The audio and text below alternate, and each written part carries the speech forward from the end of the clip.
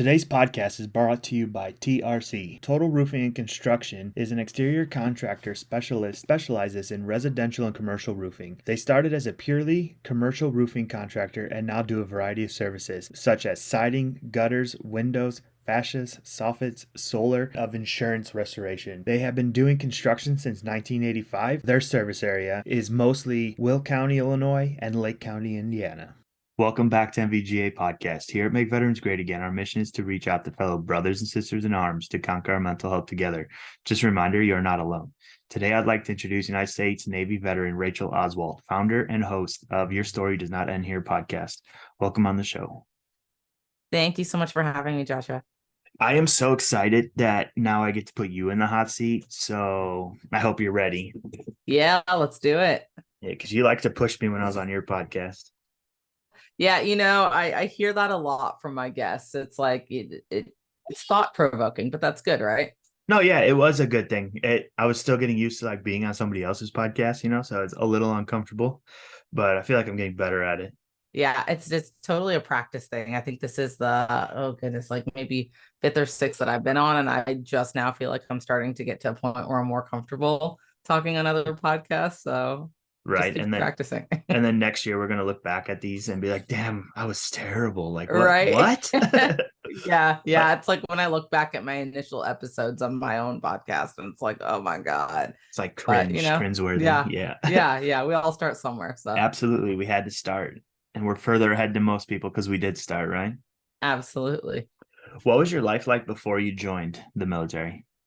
So I grew up in Iowa, born and raised in the Midwest. Grew up in a very Christian family. And so a lot of people describe my life as sheltered for a majority of it, right? Okay. When I did not actually attend public school until 8th grade. I was homeschooled for the first part of my life. Okay. And so, a lot of what I felt I learned growing up in it was, a lot of, I'd say like fairy tale type stuff, right? Like, a lot of based off of what the movies are showing. And that was my idea of life. I just had this kind of inflated idea of what life should be like every single aspect of life. And so, I grew up in Des Moines, Iowa, and I moved to Northern Iowa a little later. I'd say, I say later, when I was like 17, I went to college at the University of Northern Iowa and spent 4 years in Northern Iowa, and only attended college for a year.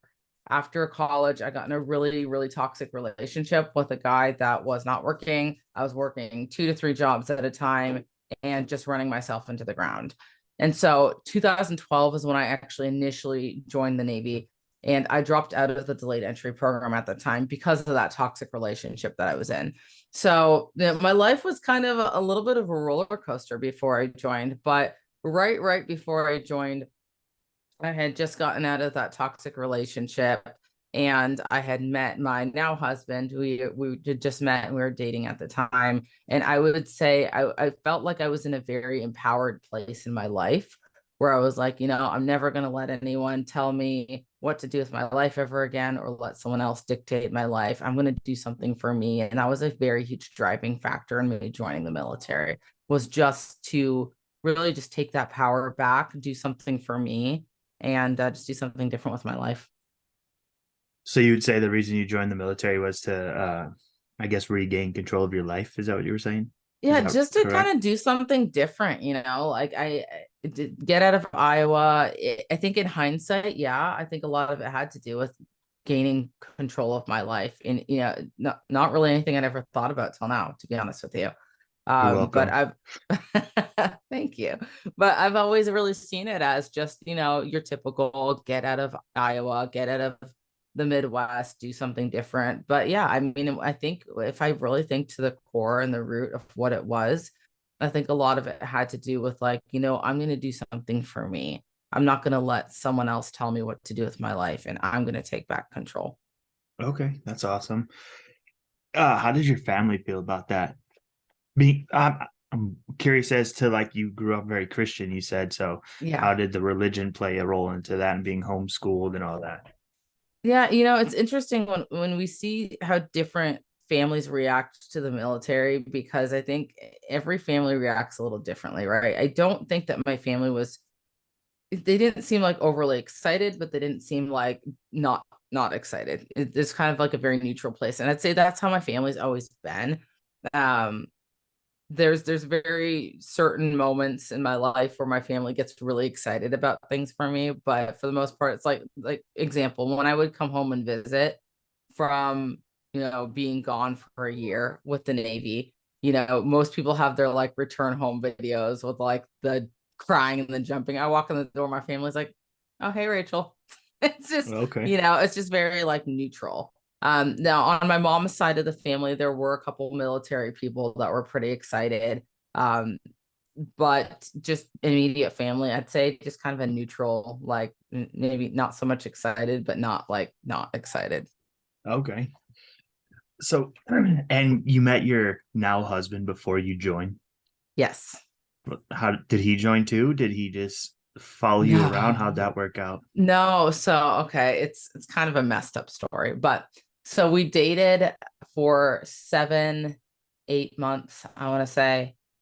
No, it was probably a year. Yeah, we dated for about a year. Then I left for boot camp, and then actually I broke up with him when he came to my boot camp graduation, which in hindsight is a really fucked up thing to do. But I love my husband to death, and thankfully he decided to get back with me. But yeah, so I broke up with him when he came to my boot camp graduation. I just felt like long distance just wasn't the best thing, and I was just kind of making that decision for us, and he was extremely heartbroken over it, and we were separated for about 7 to 8 months before I came back to Iowa, actually to get my stuff from his place, because he had held on to it for me while I was in my A school. And he decided to drive with me to Washington, where I live now, from Iowa, because I was going to drive my like falling apart Mustang that I owned at the time from Iowa to Washington. And he was kind enough to drive with me back to Washington, and started talking again. And then very soon after, we got married. So Okay. it was a little bit of a rocky relationship in the beginning, rightfully so, because of our history, but we've definitely made it through a lot, and still married today. It's been, goodness, we got married in 2016, so whatever that is till today. I can't math very well. Yeah, it's like 4 years and plus whatever 20. Yeah, anyways, Yeah. Yeah. okay, congratulations. That's awesome. Usually Thank you're you. getting the Dear John letter. So Yeah. interesting I to hear I that you know. broke up with him. But Yeah, I know. um so what was your time like in the service? It was interesting. And I say interesting because I think my feelings about service now are a lot different than they were when I served. I held a lot of bitterness when I was serving in the Navy. And I was reflecting the other day because I attended a memorial for a coworker that I had served with. He took his life Sorry to hear on the that. 9th of last month. Thank you. And I was really reflecting on my time served and just thinking about how much I missed out on in being bitter, and how many like beautiful opportunities I missed out on and just being bitter. And that didn't do anything for anyone. It certainly didn't do anything for me. But when we're talking about how I felt when I was actually serving, now I had a lot of challenges with leadership.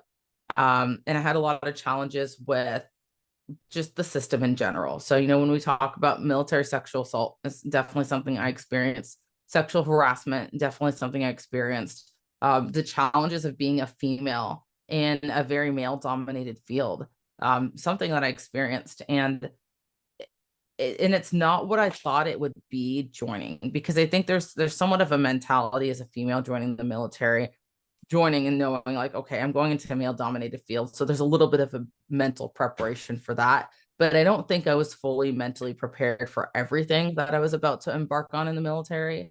And it was such a journey, because the person that I was when I joined is not even close to the person that I was when I left. But I joined feeling empowered to an extent, but when I left, I felt empowered at a whole other level. And I don't know if I can quite articulate that into words, what I mean when I say that, but I was the person that didn't really stick up for myself when I joined the military. And when I left the military, I was the person that was not only sticking up for myself, but sticking up for other people. And for me, that's huge, especially knowing my background coming from a very sheltered Christian family, because that's just not something that I was raised around. And so, when I talk about my experience as a whole, I had some good leaders, I had some really bad leaders. I had, some very high points, and I had some extremely, extremely low points. My mental health is something that I struggled with a lot when I was in the military, and I would say most of the time that I served. But it shaped me into the person that I am today. And I'm so grateful for that, and so grateful to be in the position now to where I can advocate for military and veterans. So yeah, my experience, I can't really sum it up into one word, but it definitely created who I am today. So grateful for that. It sounds like you grew into knowing who you were and confident in knowing who you were, so you were able to set those boundaries and Yeah. hold them and Yeah. hold people accountable to those or holding yourself accountable to the boundaries you set, because that's the ultimate thing, right? You can't hold somebody else accountable for your boundaries. You have to hold yourself accountable because you're the Right. one that's allowing them to cross it, or whatever the case may be. Right. Uh, Right. so I want to learn more about your experience. Share as much as you want. Don't share what you don't want to. Like, I'm here to listen to everything, but I'm not going to force anything out of you.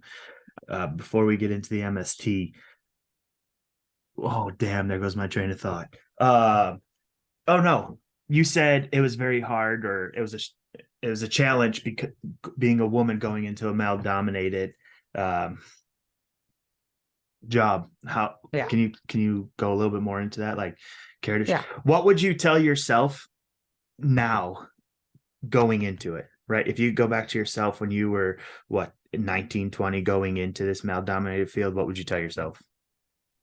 I would just tell myself to not be afraid to stand up for myself in general. To not be afraid to ask questions and to not feel belittled, even though it's a Okay. male dominated field. Because, just because someone is a male doesn't mean that they're more powerful than me or know more than me, right? It just sometimes these are perceptions that we have on ourselves depending on where we came from. And that was definitely a perception that I had, you know. And I think a lot of that stems from being in that toxic relationship where I had a man telling me for 3 years, negative things, and, telling me about, negative things about my body, negative things about me, my brain, my attitude, who I was as a person, and allowing that to break me down. And like I said, I went in feeling empowered, but I also still think I was healing at that time, because a year definitely isn't always enough time to heal.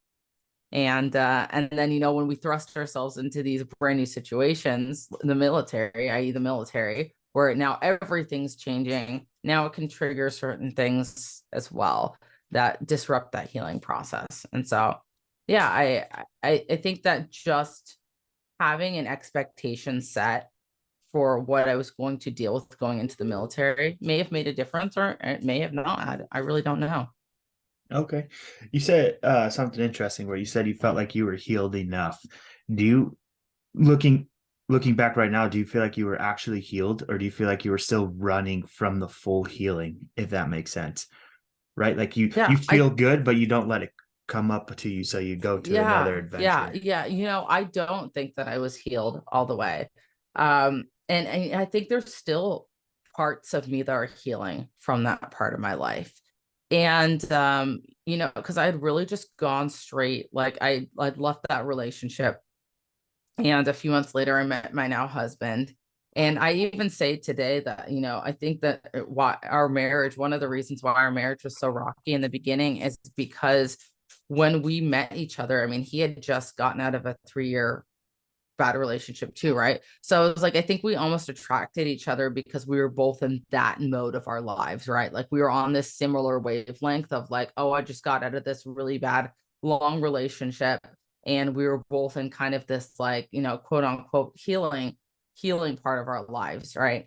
But maybe we both weren't on that level yet where we were fully healed within ourselves to be able to take on the capacity of what life was throwing at us, right? So then now we're at this place where we're learning and growing together a few years down the road, and it's always this constant learning and growing process, but we don't know what we don't know, right? So like for me, I didn't realize that healing maybe would encompass, maybe therapy, maybe, taking some time and not being in a relationship. I mean, I don't know, but to get out of a relationship that beat me down for 3 years and then to just move on to the next relationship and feel like I'm empowered and on this high of being empowered. No, I don't think that's healing.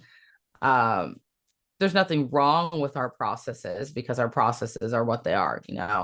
Life happens how life happens, but I know different things now than I did back then. And looking back, no, I don't think I was fully healed when I joined the military.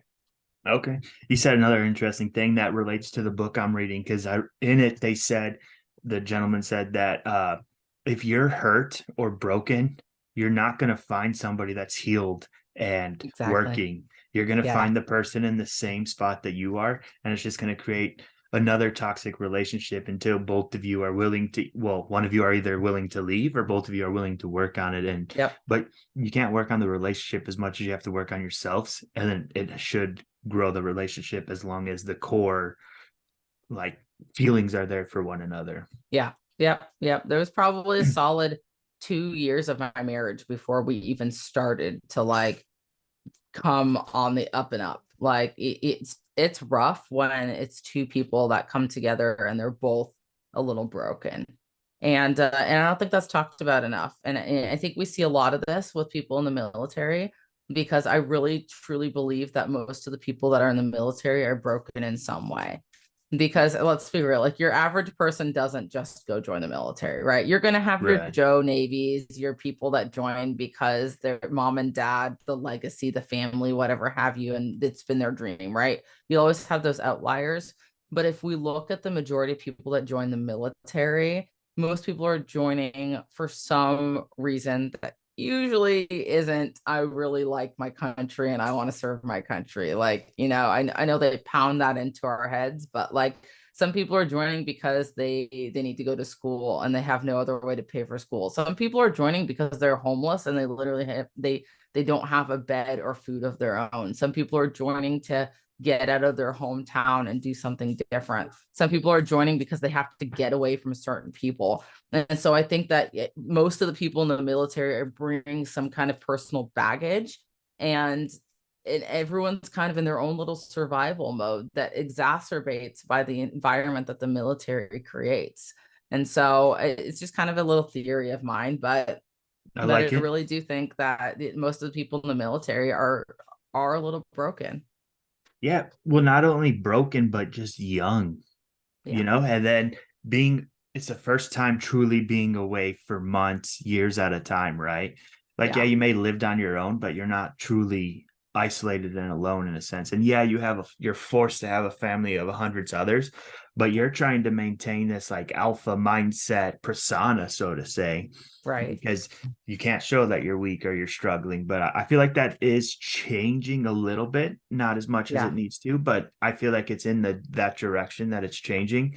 But yeah, that's an excellent point. And that's why a lot of relationships are like rocky because Yeah. the hard part of when two people are struggling, one person's strong enough to help the other while they're struggling until they're not.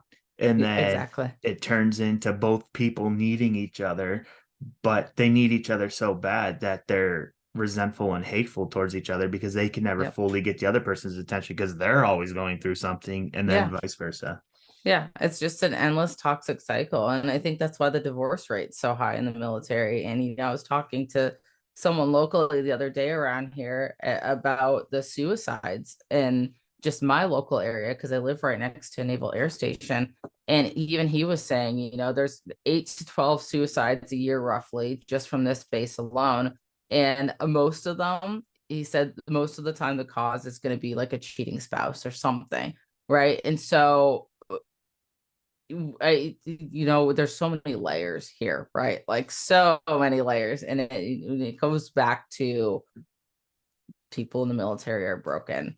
and the support isn't there for the military. And I mean that I don't know what direction you want to go with this, but I could go in on a tangent alone about the mental health aspect of things for service No, members. I do feel like the military members are broken, but then I feel like it's just not when they were in the military. Like you said, the military amplifies it, but I think Yes. we just come into the military broken at one way or another in our lives. Oh yeah. And if we don't learn the mental skills or tools to like grow mentally stronger, there's a good chance that the military is going to break you down while whether that's while you're still in or once Oh you yeah. get out. Oh yeah. Oh yeah. Which is probably why they allow people to join as young as they do, because at 18 we're still very vulnerable to opinions of those, quote unquote above us. Right. We're still very vulnerable to opinions of those around us. We're very young. I mean, I remember thinking at 18 that I was so grown, right? And I didn't join the military at 18. I joined the military when I was like 21. But even at 21, like I thought I was an adult, and I'm 30 now. Looking back at 21, I'm like, man, I was still so young at that time.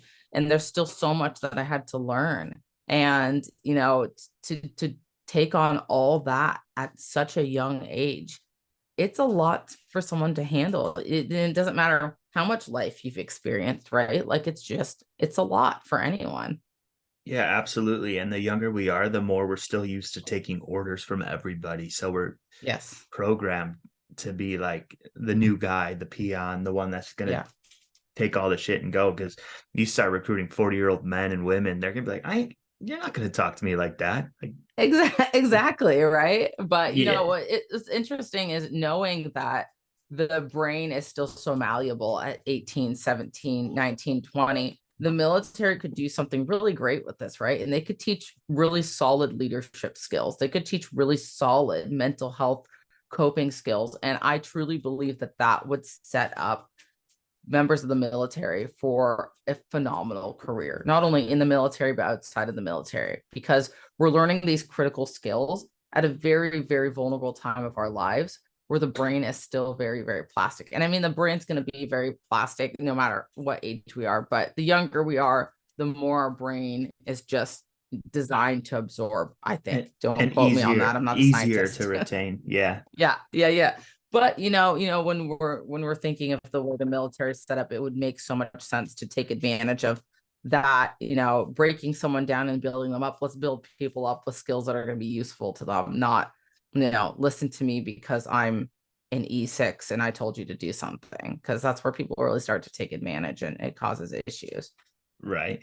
I wonder if it's because you can't have all chiefs and they feel like there's a reason why. Obviously, we don't know it, and they're going to deny having a reason why they treat us this way or don't teach us mental health skills, right? But Yeah, yeah, yeah. I mean, I think the military has to be very unique with how they take this approach, because I think you mentioned this on my podcast, is that there's a time and a place, right, where people have to, someone has to say, hey, I gave you an order and you need to do it because I told you to do so.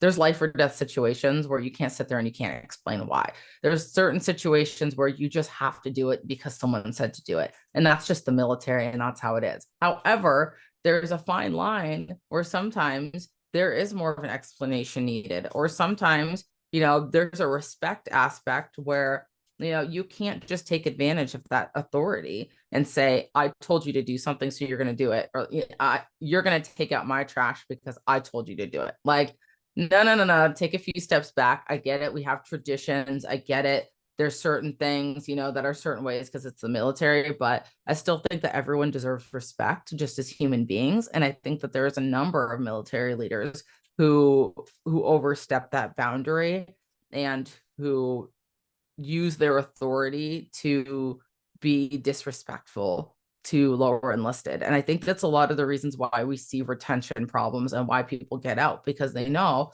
I can go work a civilian job or I can go work for myself. And not only will I make more money, but I will get respected a lot better. And that's where that mental health piece comes into play in one small sliver of that big mental health pie, that we talked about in the military. But um, I think respect was there a lot more back in the day. Maybe, I don't know. I didn't serve back in the day, but we see more of a camaraderie and a brotherhood type thing from military members that served back in the day. And now it's just there's such a disconnect. And I don't know if I fully have it figured out like what it is, but I think that there's a lot of pieces to the puzzle that need to be solved somehow to make the military a better environment. And I when I look back at my service, I I can speak on my experiences and what would have been better for me, but my experience in the military and someone else in the Navy that joined in 2015 when I joined, went to boot camp with me and went to different commands, can be completely different. So it's like R- somehow you have to fix these problems for all these people that are having all these different experiences. Where do you start, Right. I think there's not going to be a one shoe fits all Yeah. situation here. Like it's going to be different for everybody. But let's get back to your story, okay? Yeah. Yeah. Uh, so you mentioned that you suffered, or you had, I don't even know how to properly word this. I apologize. But It's you went okay. through MST, military sexual trauma. Like, Yes. are you interested in sharing more, or would you like to Yeah. not? Yeah. Okay. Yeah. Absolutely. So, when I was in A school, when I first got out of boot camp, I was in this place where, like, again, I felt really, really empowered, right? And so I was drinking a lot. I was drinking very excessively. But I felt like I had freedom for the first time in probably my entire life. And I was in Pensacola, Florida, right? So, I'm in this area that's a super nice area. I have somewhat a little bit of freedom. And I'm newly single, obviously just broke up with my boyfriend at the time. And so, feelings surrounding that. And it's not like I was happy about breaking up with him because I was still very heartbroken about it. But at the same time, like I was trying to cope with just everything that was happening in my life, right? Like, military, my my personal life, my relationship. I think everything gets thrown at us all at once. And so, yeah, it's weird because when I think back to that time, a lot of it's like a blur to me. And there's one distinct experience that stuck out to me from when I was in Pensacola. And there's this bar there, it's called Portside. And this bar should not exist. Like there's so many ARIs that come out of this bar. And I know they have it on base to try to keep everything on base. And so people aren't going out in town and, drinking and getting obliterated. They can handle it in house. But there was a staff member, a corpsman, and he was obviously the staff there. He wasn't a student, and I was a student. And so there's already supposed to be like a separation of the two there. You're really not supposed to commingle because he has a job. I'm just there to learn. That's all it needs to be, no more, no less. Well, I had spent time at Portside a couple different times, and I honestly usually went there like every night that I could. And I would drink a bunch, get hammered, go back to my barracks, go to bed, start it over the next day. And there was one night that he was just there chilling in the middle of the dance floor, just like kind of watching me. And he'd done this several times. And I just kind of like I was just there with my friends. Like I had one specific girlfriend that I always hung out with, and she was really awesome. I still talk to her to this day. And I don't remember exactly how that night went down, but I remember that I was drinking a lot. And at the end of the night, I went back to his, I don't know if it's really called barracks, but went back to his barracks room. And I only bits and pieces that I remember is that I just remember being like extremely uncomfortable with the situation. He ended up having sex with me. And I remember him like asking me to do like very specific things. And I don't remember exactly what it was, but I just remember feeling like extremely, extremely uncomfortable. I don't remember exactly what it was. Um, but I just remember the whole situation being very uncomfortable. I really didn't want to be there, but I didn't leave and I didn't say no. And so that was something that I really like struggled with mentally for a really long time. Um, because I think that in the military they teach you that, yeah, if there's alcohol involved, and if you don't explicitly say yes, that it's not consent. But I think there's still like a very big stigma surrounding sexual trauma that says that if you were drinking and if you didn't say no, that how is the other person supposed to know? And I understand that to a point, but then I also think that if someone's showing signs that they're uncomfortable, which I think there's some universal signs that someone's like not okay with something, that that should also matter too. And so it's that was something that I struggled with for a few years. But the second instance was not in Pensacola. The second instance was actually um at my second, or my very first command. That wasn't a training command. And this one, when I first got to this command, I was trying to make friends with people. I didn't know anyone up here other than one other person that, I knew from my training command previously. And I had used Tinder as a way to make friends because I had heard of people doing that before. And I was like, I don't, I get it, like Tinder's a dating app, right? But I also know a number of people that use Tinder and they make friends. And, as long as it is known that, like, hey, listen, like, we're not trying to do anything here. Like, I'm just trying to make friends, like, not a big deal. And so anyway, I met this guy on there that worked on the same base that I was working at. And he wanted to hang out one night. And he was like, hey, we can just go back to my room, have pizza, watch a movie, whatever. I'm like, okay, cool. Sounds like fun to me. I was really big into the gym at the time. And so my typical day would look like me going to work all day. After work, I would go to the gym and I would spend like 3 hours at the gym. And then after spending 2 to 3 hours at the gym, I would go eat dinner at the galley, and then I would just go back to my room and go to bed. So, with this particular instance, I had gone to the gym, I'd gone to the galley, and this guy, like, the entire time that I was doing my thing, was like, hey, like, I'm ordering the pizza. Are you ready yet? I'm in my room, I'm waiting. He was just like very, very pushy, which, looking back, probably should have been a red flag in general. But I was just like, listen, dude, like, I'm doing my thing. I'm working out, I'm eating, and I get there when I get there. Like, we're just watching a movie, not a big deal.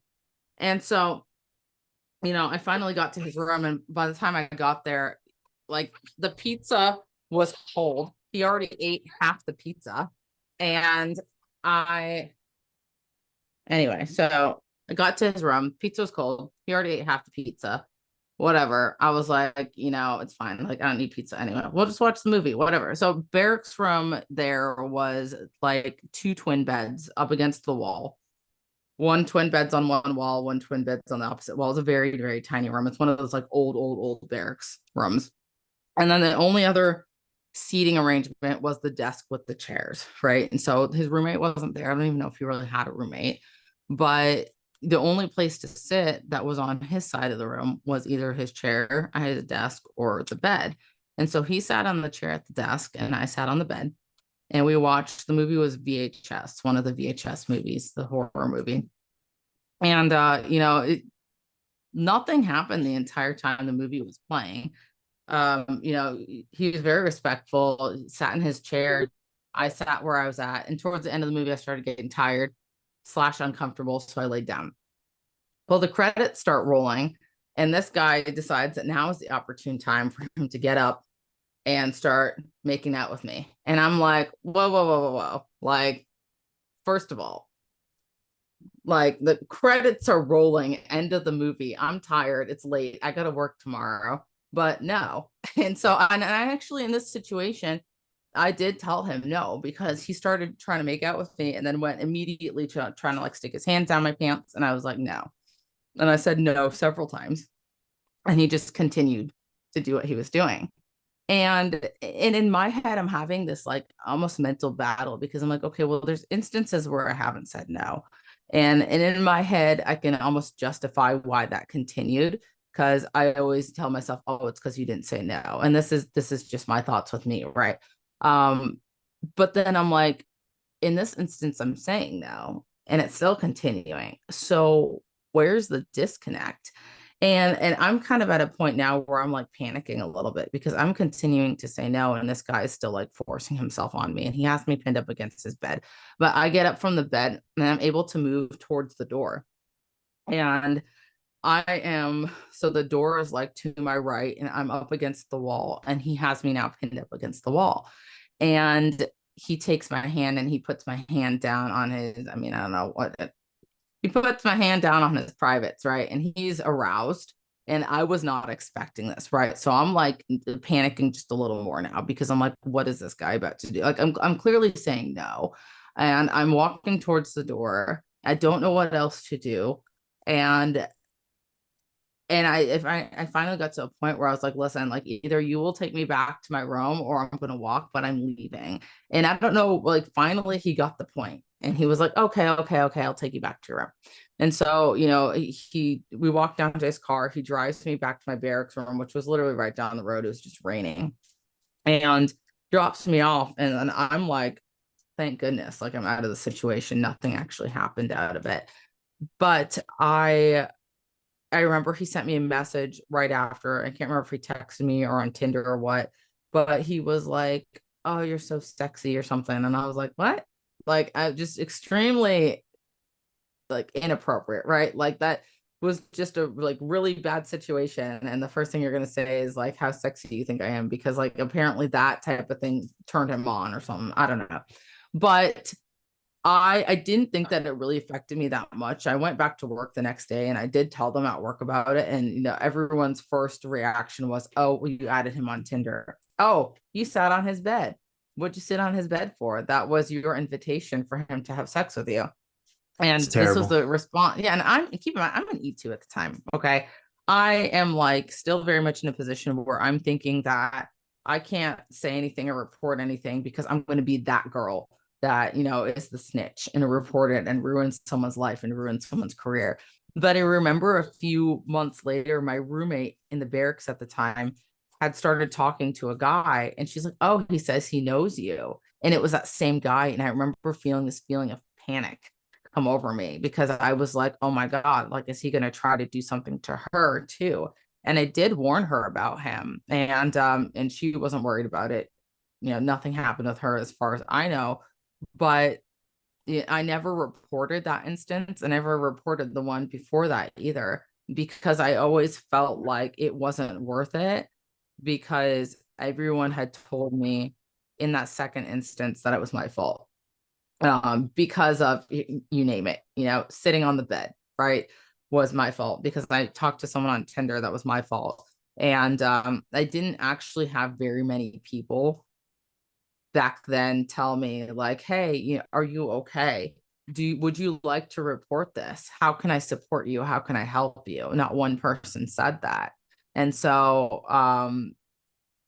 it wasn't until way later when I realized that people are affected in different ways by different types of MST, and it doesn't matter if something full on happened. It doesn't matter if someone was thrown in the back of an alley or if someone was just really uncomfortable by someone touching them inappropriately. Like it's still traumatic for people, and that support needs to be there, especially from peers. And they don't have to full on take on a case, but to at least point someone in a direction and be like, hey, this is a resource that can help you. I think that would have been incredibly helpful for me.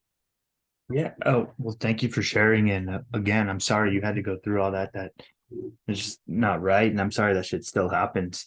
Uh, that had to be so hard, like, especially being a junior enlisted, right? Like, I could see where that pressure from everybody else blaming you or basically not guiding you on the proper route to take, Yeah. but more so shaming you and blaming you. Like, that had to make it even harder. Yeah. Uh, so how did you do you still how did you handle it? Do you still feel like you're like trying to cope with it and deal with it? So, I just kind of like brushed it off and let it go. And it's sad to say, like, sexual assault wasn't something that was necessarily new to me in my life. You know, when I mentioned that I grew up very Christian, and one of the caveats with growing up very Christian, and I didn't realize this till later in my life, is that saying no is not something that I was ever really comfortable with. And so there were several situations prior to me joining the military where I had been taken advantage of and never felt comfortable saying no. And so there was always a source of anxiety for me surrounding hanging out with men alone and feeling like, you know, is something going to happen? Am I going to have to place myself in a position where I'm going to have to say no to someone? And like, you know, and I don't know if these are normal thoughts for other females, but um for me, it was like just another instance where we just brush it off and we move on because I wasn't quite sure how else to handle that. And to be completely transparent, I've never really like dealt with that in a therapeutic setting. I've always just kind of learned myself like a little bit more about me and why I am a certain way. And there's a little bit of healing in that, like an understanding and connecting dots and saying, oh, I am not comfortable saying no because when I was younger, I wasn't empowered to have a voice because my mom, for example, was very, very narcissistic when I was growing up. And so anything, any voice or opinion that I ever wanted to have, I wasn't allowed to have. And so no didn't mean anything. You know, another example, if we wanted to go to or if we visited like a family of someone, because my dad was a pastor, so we were constantly visiting other people's families, and say, you know, someone wanted to hug me and I was uncomfortable with it, me saying no, it didn't matter. And so I had this pattern in my life of being invalidated and a pattern of not being heard. And I think I had just developed a coping mechanism of just brushing it off and burying it. And so I can't say that I've fully dealt with that yet. I don't think it bothers me, but I think it still affects me day to day if I look at the way that I act around people. And So it does so bother you.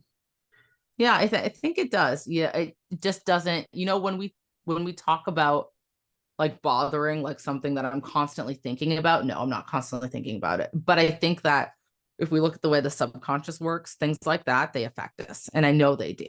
And it's like constantly connecting dots and putting pieces together. And like things come up at random points. And it's like, oh, this makes sense. And I think if I was to go into like an intensive therapy, um, I think that more stuff would come up that maybe I'm not even aware of. So it's Yeah, a work in progress. I, I completely understand that, right? Like I had a cousin that had me practice kissing him when I was younger. I only remember it being one time, but I didn't tell anybody up until last year, I want to say. And it took me putting myself impatient to tell somebody first, right? Like I was like you, I never I still kind of say it doesn't bother me, but like it still randomly will pop up in my head or I'll think about Yeah. it. And then Yeah. like I went to therapy and I talk about it. And like I finally told my parents and that, well, I told my social worker at the inpatient facility. Then I told my wife, my therapist. Then I told my parents. And like Yeah. I'm still like working on it. And Yeah. I don't want to say, I don't want to downplay the trauma that it caused me, right? But I understand that's a very minimal trauma that could have happened, but I can't look at it that way, like because that's the maximum trauma to me, right? Because that's Right. my experience. So like Right. and I do know certain things in my mind are working around it. I also feel like I have this giant chunk of negative memories, or it could just be one thing, but it's blacked out Yeah. and I don't know what it is. I don't even know if it exists, right? Yeah. But like I want to figure it out because I don't remember my childhood much. And the memories I do remember, there's something negative connected to 9 out of 10 of them. Yeah. Right. So I feel like I only remember the negative portions of things. So Yeah. I do feel like it's something that definitely affects us subconsciously, that it's no longer subconscious. It's a conscious effort that affects us, you know? So Yes. I, it's your life. Whenever you're ready, you approach it. But I hope one day you do end up going to therapy and talking about this, because it could flip the switch and like in a positive light for you. And take off some of that weight that you're carrying around on your Yeah. shoulders. Because I know when Yeah. I told people, I have this analogy where I have a cinder block wall on my chest. And when I go to therapy and I break through it and I talk about something, I feel so relaxed until that next cinder block wall comes up. Yep. And so I'm Yeah. trying to get to that core fucking cinder block wall that's holding it all together to crush it and just be Yeah. me, you know?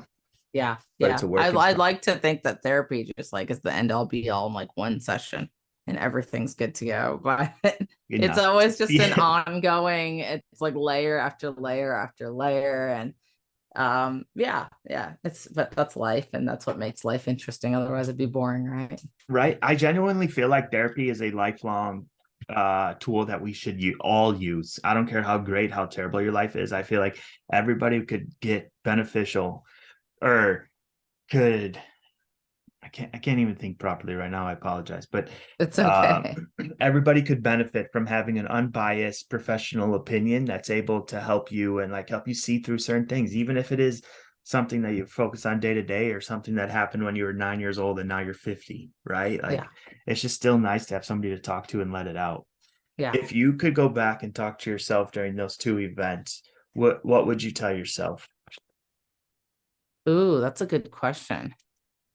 If I could go back and talk to myself during, Okay, after it happened, and like you were in after. that confused state of mind, like what do I do? Do I shut up? Do I tell everybody? Do I whatever? Like, Yeah, that's a tough one because I don't know if I fully agree with the sapper program in the military, and I don't know if I fully think that um I don't know. There's a part of me that says that wants to say like I would say report it, right? But I also see a lot of cases where women report and it doesn't go well. And so I think that the only thing that I probably would have done different for me, not for anyone else, but for me, was to get into therapy sooner because I struggled for a really long time in the military with like, oh, I don't need therapy. Oh, I'm on medication now. I don't need therapy. Until the medication stops working, right? Because we're on it for so long. And then it's like, oh, well, now I need therapy. But now I'm in more of a crisis mode because instead of tackling these things earlier on when maybe I wasn't in crisis mode and I could have learned these tools, now it feels like backtracking and it feels so much heavier. And so that's probably the one thing that I would have done differently is just to take care of me and get in a therapeutic setting that worked well for me to help me process that. okay, I like that. I have a question for you. In your personal opinion, do you feel like you should always report MST or any sort of sexual assault, or do you feel I feel like this is such a rough question to ask because I don't want to sound like a horrible person. But like, do you feel like there's certain times that like there's a threshold that something needs to happen up to a threshold until it gets reported? Does it need to get reported all the time? Because I do feel like unfortunately a lot of negative comes with reporting something like this. And it shouldn't be, you shouldn't even have to feel that way. Yeah, in a perfect world, yeah, I think everyone should report sexual trauma. Why? Because if every single person reported, the statistics would be absolutely insane. I think they say like 1 in 3 women, right? I guarantee you it's more. I think there's one woman ever that I've talked to that has served that has not experienced some form of military sexual trauma.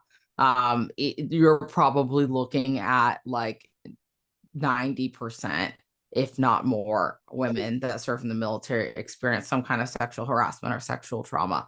Um, However, the caveat to that, and this is such a loaded, layered question because the reason that I didn't report is because I knew that we're still in this society where victims aren't victims aren't treated the way victims should be treated. And I think that because the military is such a male dominated place, that people have a harder time believing female victims and male victims, let's talk about the male victims that don't report, because there's a whole other stigma associated with that, right? So there's a culture change that needs to happen for people to feel comfortable reporting. Law enforcement needs to do a better job of, taking care of victims and prosecuting the perpetrators. Now, I don't think that every single perpetrator of sexual assault needs like the same punishment, right? Yeah, from a victim standpoint, there are some women that are like, yeah, prosecute them to the fullest extent of law. My attacker, I would have been okay with them just kicking him out of the Navy or something like that, right? Not like you prosecute, put him in prison or something, like I that's kind of it's a weird thing, because every victim feels a little differently about what they think is needed. But yeah, I think a lot of it comes down to, like, there's these layers of the stigma, and is law enforcement going to take me seriously? Are my peers going to treat me differently because I reported? So yeah, on one hand, in a perfect world, yeah, I think everyone should report, but everyone would have to be on board with that in order for that to happen and to work the right way. And not everyone's always going to be on board with it. Even if the stigma didn't exist, you're still going to have people that aren't going to report because they're just not comfortable with it. So that's a tough one. Okay. So, how did you cope with it without going to therapy? Like, did you continue to stay in the gym 2 to 3 hours a day? Did you increase your alcohol intake? I actually decreased the amount of time that I spent in the gym. And kind of a pattern that I find with myself that I've recognized more lately is that, that when we talk about self-harm, a lot of people think about like the cutting, the burning, whatever, self-harm have you, right? But I think the form of self-harm that I took was isolating and not taking care of myself, because I get to this point where, like, there's times that I feel like I don't deserve certain things, and I'll convince myself that I don't deserve certain things. And sometimes that can be like taking care of ourselves, right? Like, to stop doing the things that we really, really enjoy, or the things that make us feel good. And going to the gym um is sometimes one of those things. And I think it's a kind of an outside of the box perspective of self-harm, because yeah, it's not like an immediate like self-harm type thing like cutting. I'm not going to die the next day if I stop going to the gym, but long term that's affecting me, because what ended up happening as a result. Now, I don't know if this is directly correlated to that incident, because this is another one of those things that I've never really thought through until you asked. So thank you again. You're Um, welcome. but I ended up gaining a lot of weight because I was in a really, really good place physically. Um, and I ended up gaining a lot of weight and getting to a point where I had to be taped. And alcohol was never really an issue for me, because after A school, I had an ARI out of A school, and I almost got kicked out of the Navy for that. And so I was very, very aware of how much I drank and who I drank around. And so I didn't really drink a whole lot, but I would definitely say that I isolated. I spent a lot of time in my room. Instead of going to the gym, it kind of turned into, you know, going from work back to my room and just taking a nap. And so, yeah, isolating and, I stopped doing the things that Yeah, really, made me feel good. yeah, I would definitely say that would be a sign of depression. But like you said, that it's different for everybody. However, decreasing time in the gym when the gym is really your fucking therapy, you know, uh, so I would say that would be a negative coping mechanism that you did it. Yeah, for sure. You said ARI twice now. What is that? Alcohol related incident. Okay. Okay. So you gained a bunch of weight and you just weren't taking care of yourself. What pulled you out of that? Um, I didn't actually so okay, the weight thing, when it came to my deployments at my second command, because I went from a shore duty command to a sea duty command. Um, God, I had all these little blips where it was like there was something that I was doing that I was very fixated on that made me feel good, and then I was back down again. And then there's something else that I was doing that I was fixated on that made me feel good, and then I was back down again. It is such a roller coaster. So I can't really say that anything that I did was really pulling me out of it until I hit what was it? It was 20, was it 2020 when I actually decided to start taking my health back into my own hands. And I actually started focusing more on like my nutrition, which led to me enjoying working out again and in getting to be that healthier version of myself again. So it really did take a long time because yeah, I can say I went on deployment, and while I was on deployment, I worked out a bunch, but I never really, lost weight in a healthy way. It was just like a coping mechanism for being on deployment, right? And being depressed on deployment. I was very, very low. When I say like I really feel like I missed out on a lot in the military because I was in such a state of depression and very low most of the time that I served. And when I say I feel like I missed out on a lot of beautiful things because I was so bitter and so low. Like I truly feel that now, looking back at the big picture of it. And I don't blame myself for that because That's I good. was where I was because of my life circumstances. But yeah, I don't think that I truly started to really come out of everything until I knew that I was almost on my way out of the military. And it's because I knew I was on my way to the military. I was chasing that next thing instead of enjoying the process. And to be fully transparent again with you, I am still in a place in my life where I am working on learning to enjoy the process instead of chasing the goal because I've always prided myself on being a goal oriented person. But now it's like, well, having goals is great, right? But when we're so much of a goal oriented person that all we're doing is we're chasing the next thing, we spend our entire life chasing the next thing, right? So it's like, life will get better when I get out of the military. Oh, when we get out of the military, oh, life will get better when I get this next job. Oh, life will get better when I go on this vacation. We're always hoping that life gets better with the next thing, and we miss enjoying the process. And so, yeah, I still things I'm working on, but I'd say, the health thing, it took me until like 2020, and that was what, a solid 4 or 5 years to get to that point. Okay. What led you to, did you already know you were getting out? What made you decide it was time? Yeah, so I had initially signed a 4-year contract, and so I was supposed to get out in 2019. The Navy came out with something that said, "Hey, you're either going to move your projected rotation date to your end of contract date, or vice versa." I was trying to get into the Nurse Corps officer program at the time, so in the like solid 2 days that I had to decide on what my the next 2.5 years of my life was going to look like, I decided to extend because everyone was like, well, if you're applying for an officer program, then it's going to look really bad if you get out. So I was like, okay, well, I'll extend. So, a few months after extending, they came out with a reenlistment bonus for my rate, which was like, I think it was unheard of. I don't know. And I was like, man, I could just swap this extension into a reenlistment and get paid. And they wouldn't let me do it unless I reenlisted for even longer. And I was like, no, thank you.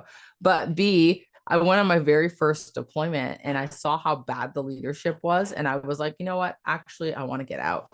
And they wouldn't let me. They actually told me the only way that I would get out is if I got pregnant. And I was like, I'm not getting pregnant just to get out of the military. And so from that point forward is where, I decided that I wanted to get out, but I wasn't like fully committed to it yet. And I think that just kind of exacerbated the longer I stayed in because I continued to see how crappy the leadership was. And I was like, I just don't want to be a part of this organization. And so I remember, I think it was after my 2019 deployment to Japan where I really decided that, I'm done with this. I'm for sure getting out. I don't want to do this anymore. And it's because that's where I hit probably the lowest point that I had mental health wise when I was in the Navy. And that's when I decided, I'm going to spend the rest of my time just taking care of me and taking care of those around me instead of trying to look good for a certain rank. And like, don't get me wrong, I still did my job. I still did what I needed to do. I just didn't go above and beyond. And I took care of the people around me. So Okay. And how has the transition been? I would like to say that it's been really good, but it's been a little rough. And that's because when I left the military, I was pregnant, and so I couldn't really get a job because I was in my second trimester, almost to third. And so I was kind of in this like weird limbo space. And then, I had my baby January of 2022, and I spent that whole year just learning how to be a mom and, dealing with that. And so I would say that now, I got out September 2021. It's now February 2023. And I am just as of a few weeks ago in a place where I feel like I'm starting to, take control of me again and do things for me and feel a little normal. Um, so yeah, it's not what I pictured because I was planning to go to nursing school when I got out, and that was all set in place for me. But COVID and pregnancy ruined those plans. And so I say ruined, that sounds really bad. It changed my plans. But yeah, it just didn't go how I planned, and that's okay because it won't life won't always go how we plan, especially in transition. Right. But um, but yeah, it's been a little rough in the beginning, but we're figuring it out. That's awesome. Yeah, I've been out since Yeah. 2017. I still feel like it's rough. Like I'm still trying to figure it out. And Yeah. honestly, this podcast is helping me a lot. Yeah. Um, what are some things that you do to positively cope and deal with your mental health and your health? So I started going to the gym again recently because I didn't for a while. When I got pregnant, I stopped because I fell into a really bad depression with pregnancy. And so I stopped working out, but I did recently start working out again, and that's been really great. My podcast, Your Story Doesn't End Here, has been also for me very therapeutic too. Gives me the chance to meet people, to learn things about people, to positively impact the world and positively impact other people. And then with that, my brand, Your Story Doesn't End Here. I'm starting to do more community events, and I'm in Whidbey Island, Washington, and that's great too because that gives me the sense of satisfaction of helping out my immediate community and making a difference where I live at, because no one else is really doing anything in this capacity around here. So being a mom gives me so much gratitude and satisfaction too, just watching my daughter grow and parenting a little differently than how I was raised. And it kind of keeps me in check too, right? Because, one of the things that I'm very aware of is making sure that my daughter smiles and laughs every single day. And with that, I can't help but smile and laugh every single day. And so there's little things in life that really, really create a positive influence on me. And then there's a few bigger things too. And it's just kind of a beautiful combination of everything these days. No, that's awesome. Congratulations on your daughter. Thank Uh, you. so let me hear your spiel. Sell me on Your Story Doesn't End Here. Let Yeah. So everybody you're know. So your story doesn't end here. It's a military mental health podcast. The mission is to be a voice for those who don't have a voice, bring awareness to mental health issues within the DoD, and to create a culture change within the DoD.